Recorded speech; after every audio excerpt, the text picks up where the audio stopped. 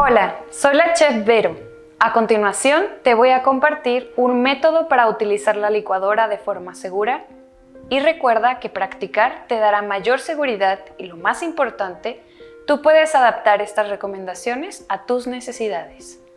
Conociendo las partes de las que se conforma la licuadora: vaso, aspas, empaque, la rosca o base de la licuadora, la tapa, motor y botones de encendido o apagado o bien las velocidades.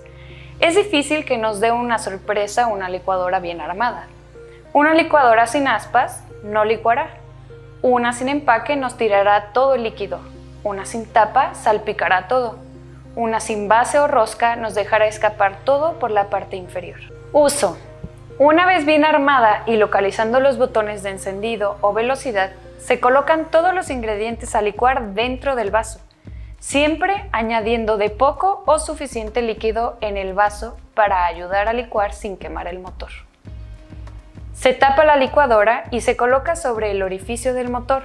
Aseguramos que esté bien montado y solo entonces presionar el botón de encendido o velocidad.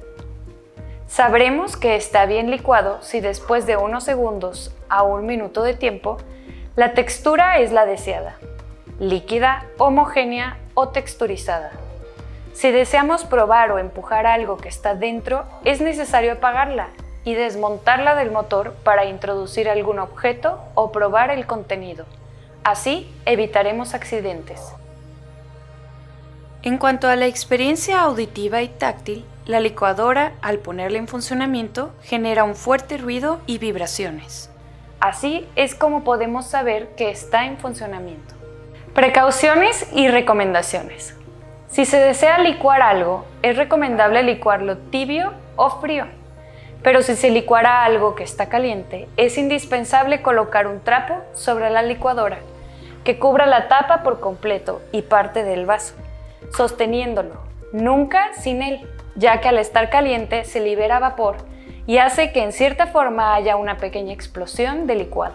Nunca introducir dentro del vaso utensilios para licuar o mientras la máquina está en funcionamiento. Al licuar, no hay que llenar el vaso más de 3/4 partes con líquido, ya que al funcionar hace que el líquido se eleve y podría derramarse.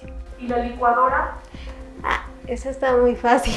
¿Sí? Sí, que nada más le pones las cosas, metes ahí lo que vayas a licuar y le aprietas al botón y magia,